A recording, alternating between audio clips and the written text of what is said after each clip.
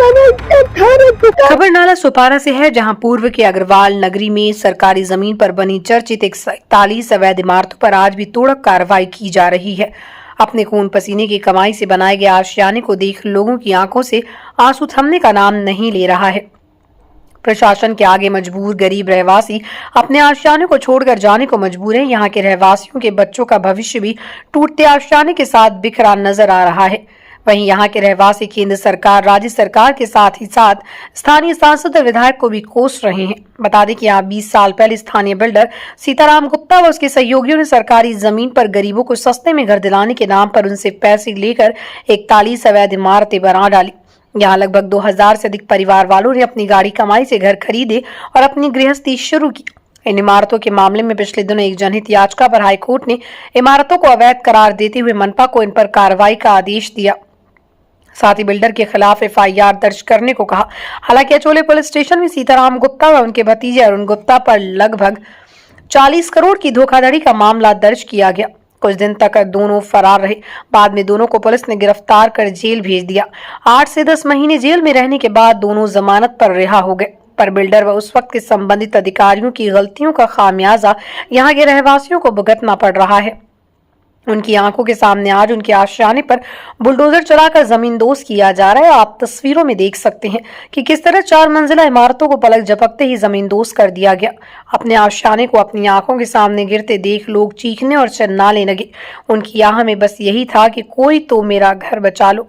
अब तक यहाँ 21 इमारतें तोड़ी जा चुकी हैं। इसमें 500 से अधिक परिवार बेघर हो गए। कुछ लोग अपने घरों की याद इमारतों के मलबे में छोड़कर चल दिए, तो कुछ लोग आज भी खुले आसमान के नीचे दिन काटने पर मजबूर हैं। ब्यूरो रिपोर्ट, नवयुग शक्ति न्यूज।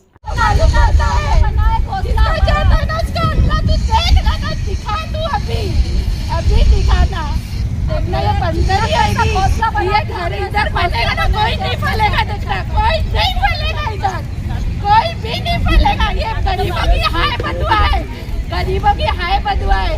तुम लोग सबको पैसा खिला के हमारा तुड़ा रहे। हमारा पैसा हमको दो ना, हमारा पैसा हमको दो। कमाई लगी रही है, जो भी साथ दे रहा है हमें नहीं मिलेगा।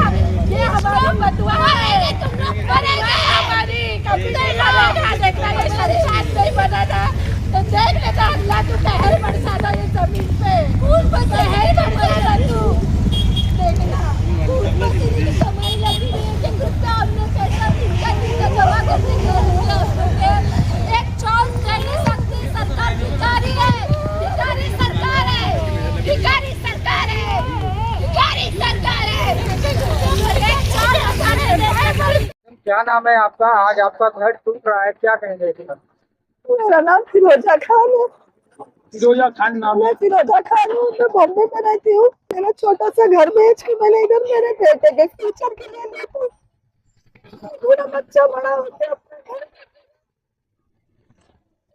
तो मैंने एक घर, एक दुकान नीचे ली।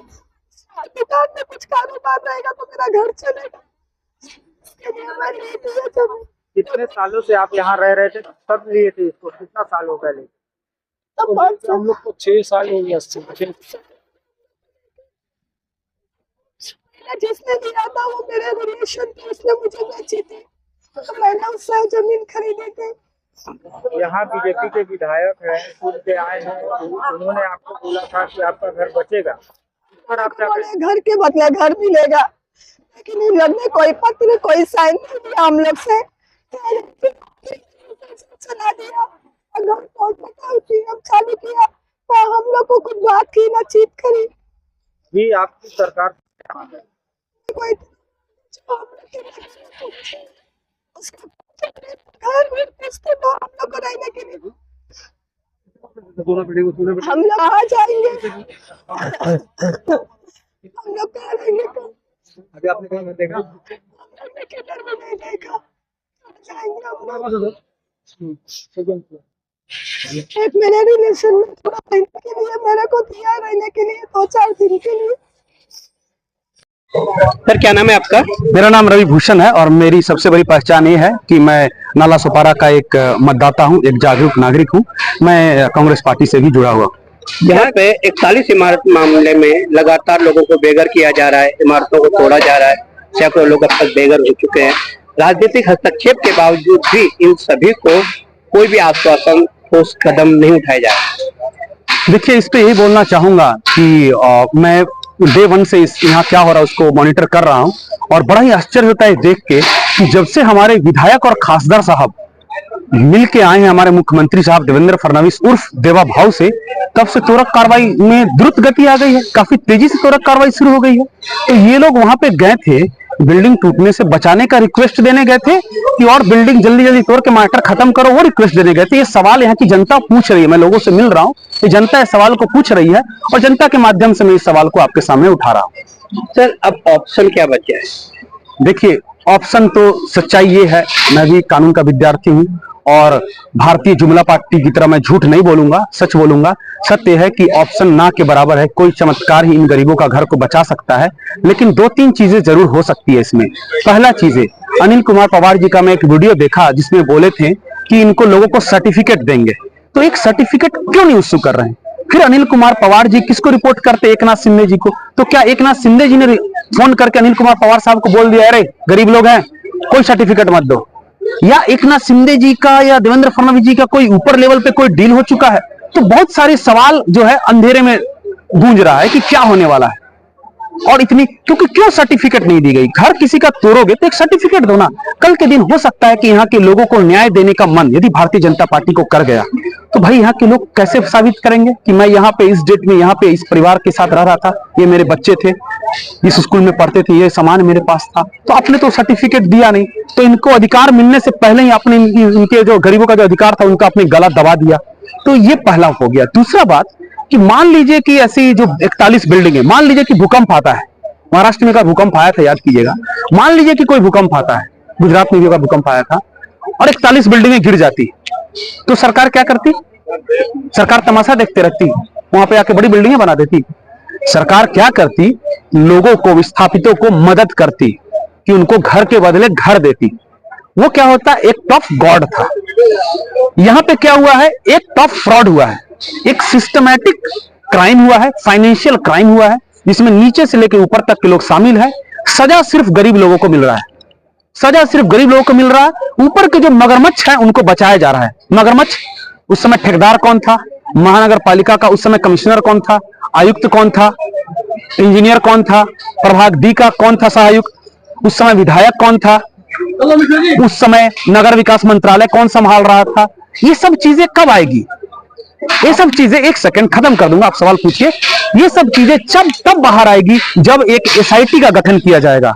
24 घंटा पहले देवेंद्र फडणवीस साहब ने और एकनाथ शिंदे साहब ने एक एसआईटी का गठन किया है, ऐसा नहीं है। किस लिए क्या एसआईटी का गठन? उद्धव ठाकरे साहब के सरकार के समय में देवेंद्र फडणवीस साहब और एकनाथ शिंदे साहब को अरेस्ट करने की साजिश की जा रही थी। उस साजिश का पता करने के लिए इन्होंने एसआईटी का गठन कर दिया। सिर्फ 2 आदमी में प्रॉब्लम आ रहा था, एकनाथ शिंदे जी, देवेंद्र फडणवीस जी। यहाँ पे 2000 परिवार हैं, इनके लिए कोई एसआईटी का गठन नहीं होगा। इनके लिए यहाँ 2000 परिवार हैं, 5 लोग रखते हैं यदि हर परिवार में, तो 10,000 लोग हैं। 10,000 लोगों के लिए कोई एसआईटी का गठन नहीं होगा। एसआईटी का गठन कीजिए, पता कीजिए कि इन लोगों का एग्रीमेंट किसके साथ था, कौन कौन बेनिफिशियरी थे, कौन कौन उस समय कितने पैसे कमाया, पैसे बनाया, आज उन लोगों के पास कितने करोड़ की संपत्ति है या कितने 100 करोड़ की संपत्ति है। उसके बाद उन संपत्ति को जब्त करने के लिए ईडी का इस्तेमाल कीजिए, ईडी का इस्तेमाल कीजिए, एक फंड क्रिएट कीजिए और इन जनता को रिलीफ दीजिए। जैसे एक्ट ऑफ गॉड में आप रिलीफ देते, एक्ट ऑफ फ्रॉड में आप रिलीफ दीजिए। इन जनता की क्या गलती है भाई? क्या गलती इन जनता की बताइए ना। आप सजा सिर्फ नीचे तबके के लोग को देंगे, जो इकोनॉमिक वीकर सेक्शन है उसको भारतीय जनता पार्टी की सरकार सजा देगी।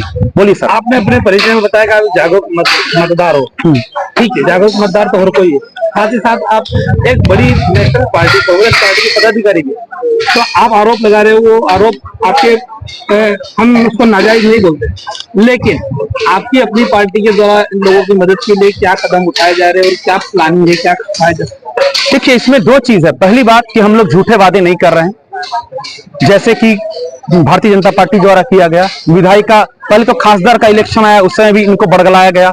विधायिका का इलेक्शन आया तो भी बड़गलाया गया। अभी फिर से 1 नंबर की गली में दिख रहा है, यानी कि नगर पालिका चुनाव सर पे है। तो पहला काम हम क्या नहीं कर रहे हैं, इंसानियत के नाते। देखिए, आज भी कांग्रेस पार्टी को वसई विरार में 80,000 वोट मिले हैं, 80,000 वोट मिले हैं। हम शांत रहते हैं, लेकिन हमें प्यार करने वाले लोग हैं, हम भी 80,000 लोगों के दिलों में राज करते हैं सर।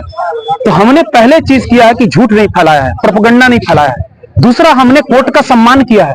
तीसरा, हम लगातार आवाज उठा रहे हैं कि जो पार्टी सत्ता में है उसको क्या क्या करना चाहिए। सर्टिफिकेट दो भाई, और इनको घर के बदले घर कैसे दोगे, कब दोगे वो बताओ। ये आवाज लगातार उठा रहे हैं। इसको और आगे करना है तो हम लोग गांधीवादी तरीके से चलने वाले लोग हैं। हम लगातार बात कर रहे हैं, विजय पाटिल साहब से बात कर रहे हैं, अनिल अलमेरा जी से बात कर रहे हैं। हम ये भी चाह रहे हैं कि स्टेट लेवल के और नेशनल लेवल के भी कांग्रेस के लोग यहाँ आने का प्रयास करें, क्योंकि होता क्या है ना कि भाईंदर के इधर के जो जनता है ना, इसको बहुत ज्यादा लोग ध्यान नहीं देती है। इसलिए मैं हिंदी में बोलता हूं ताकि मीडिया में आए, नेशनल मीडिया में आए, और हम एक बड़ी आंदोलन कर सके, बड़ी लंबी लड़ाई लड़ सके गांधीवादी तरीके से। क्योंकि इनके ऊपर दबाव बनाना जरूरी है, नहीं तो ये डील कर लेंगे इस जगह की। कल के दिन में इनको कैसे कंपनसेशन मिलेगा बताइए ना। आप इनको सर्टिफिकेट देते फिर घर तोड़ते, आपने सर्टिफिकेट दिया नहीं। अब कल ये गरीब आपसे मांगने भी जाएगा तो आप क्या करिएगा, किस बेसिस पे दीजिएगा। तो कांग्रेस पार्टी इस आवाज को बराबर उठाएगी, इतना ज्यादा उठाएगी कि बिल्कुल भारतीय जनता पार्टी का जो कमल खिल रहा है ना, ये कांग्रेस पार्टी का पंजा एक एक कमल को नए गांव से लेकर विरार तक नोच के फेंक देगा। कमल आया है तो कीचड़ जो फैलना शुरू हो गया ना, एकदम कीचड़ को बंद कर देंगे। इसमें हम पक्का काम करेंगे और हमने स्पष्ट नारा दिया है, हम न भूलेंगे न माफ करेंगे। भारतीय जनता पार्टी का सुपड़ा साफ करेंगे और इस पे काम होगा। देखेंगे राजन नाईक जी को और देखेंगे भारतीय जनता पार्टी के पास कितना दम है। धन्यवाद।